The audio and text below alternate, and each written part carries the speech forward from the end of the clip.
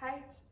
Med de her forsøg vil vi gerne vise jer, hvordan I færdes korrekt i et laboratorie, og hvordan I afskaffer kemikalierne, I har brugt til forsøgene bagefter. Vi vil også gerne fortælle jer, hvordan I bruger handsker korrekt i et laboratorie.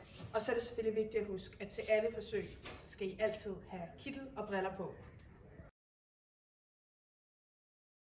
I det første forsøg her vil vi prøve at bevise, at der er fedt i chips. Så det første vi gør, det er, at vi morter chipsene til små stykker. Så ind under et stingskab tilføjer vi pentan og blander det godt sammen. Så hælder vi det ud på et tyndt papirfilter og lader væsken fordampe. Og så til sidst tilbage har vi de små stykker fedt, der har været i chipsene.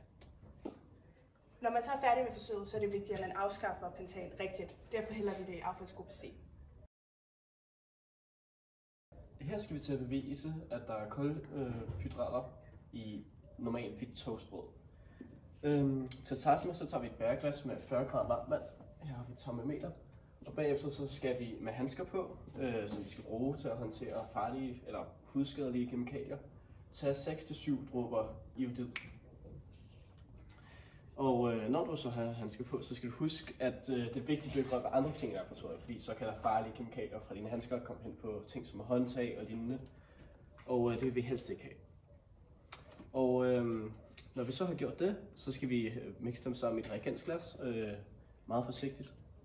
Og når vi så har gjort det, så kan vi tage noget brød og proppe det ned i vores reagensglas. Og så kan vi så se, at det her brød bliver en lilla farve, hvilket så betyder, at vores forsøg eller påstand er korrekt, at der er kulhydrater i brød. Efter det, så har vi afskaffet alle vores ting, som har været i kontakt med iodid, ned i kemikalieaffaldgruppe X. Og det er der, det hører til. I dette forsøg vil vi så teste for protein i æggehvider, og det første vi gør, det er, at vi fylder et bæreglas med noget varmt vand på 40 grader. Så fylder vi 2 ml af natriumhydroxid og 6-7 dråber af kobbersulfat i 2 forskellige reagensglas. Så tager vi en spade fuld æggehvide ned i den ene. Det gør vi så ikke i den anden, for den har vi så bare som kontrol.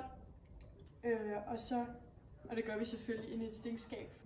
Og så propper vi dem så ned i det der bærglas med 40 grader varmt vand. Og så skulle der meget gerne ske en farveskifte over til noget blåt-lilla. Og det beviser så vores påstand, at der så er proteiner i æggen. Sådan for vores forsøg hælder vi så ned i affaldsgruppe X.